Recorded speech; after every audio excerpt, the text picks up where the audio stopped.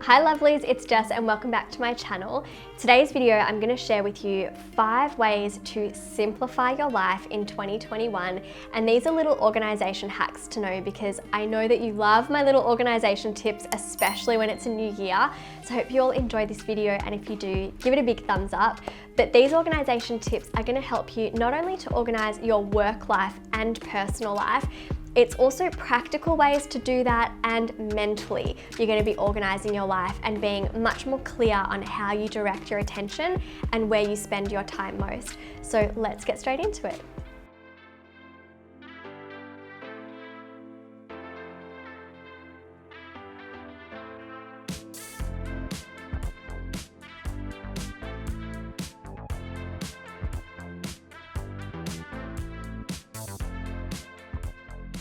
Now, the first hack is to be more deliberate with how you use social media.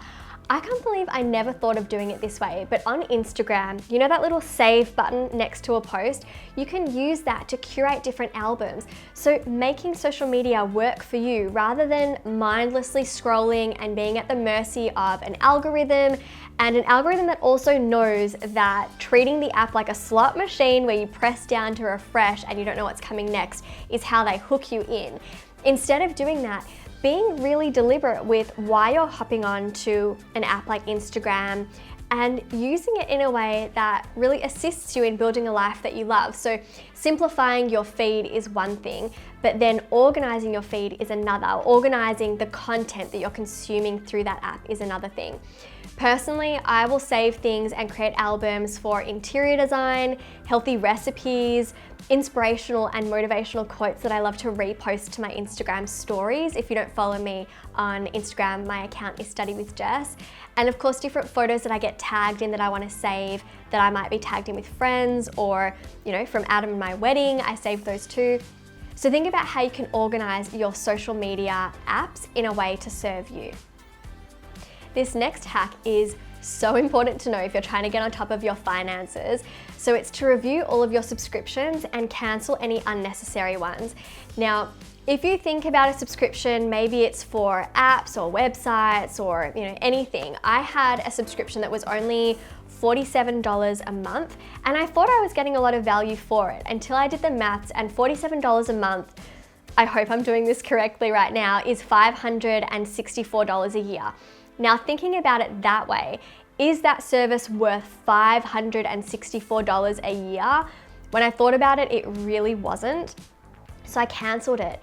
Now have a think about whether any subscriptions that you currently are signed up to are perhaps not really adding much value to your life, and whether you can cancel them too, because you'll be surprised by how much you can save.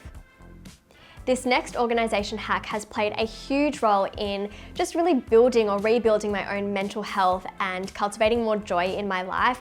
So it's to work to live, not live to work. I'm going to say that again. Work to live, don't live to work. Now last year, and it's so strange because I'm actually filming this in 2020, but in 2020, because there was a lot that was out of my own control and we did experience multiple extended lockdowns, the best way for me to cope with that and focus on things I can control was to focus on work. However, I think that it eventually got to the point where I was living to work and not working to live, not working in order to support the lifestyle that I wanted, my desired lifestyle. So one thing that I did was I actually wrote down, and whether you're a student or you're running your own business or you're employed, I wrote down everything I do for work. There was a list of 30 things. There's a lot of them. You may not think there's a lot, but trust me, there was a lot of things that came to mind. I wrote down all 30 things I do for work, and then I categorized them using some colored markers, because this is Study with Jess we're talking about.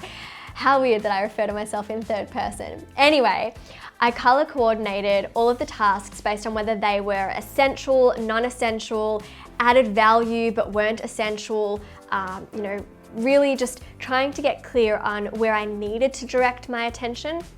And it's kind of like that 80-20 rule where 80% of your output comes from 20% of your work. So if you think about anything in life, if I think about my work, 80% of my business opportunities come from YouTube. 80% of my fulfillment comes from creating content. Yet it's only a very specific amount of the overall work that I do. It's only one thing on my list of 30, although a lot of work goes into creating all of my videos and planning for them.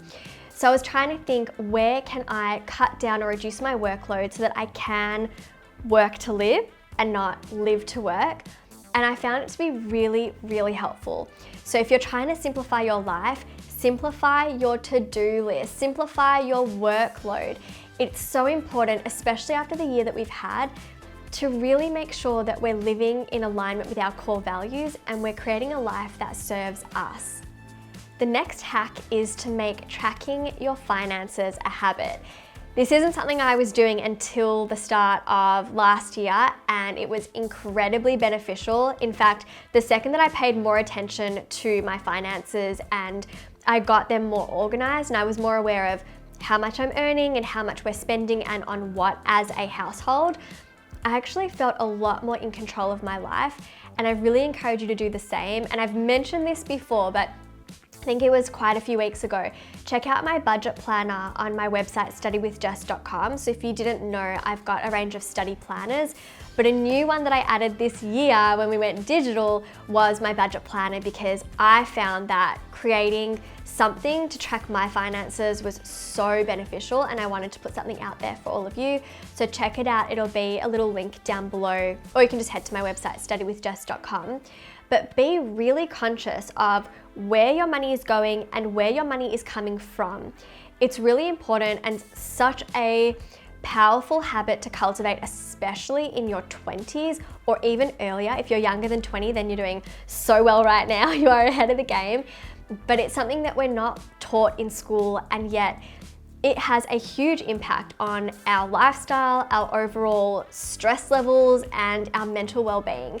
So definitely make sure to apply this little organization hack and organize your finances. You will thank me later. It's boring, although I get a kick out of organizing everything. So for me, it's quite enjoyable.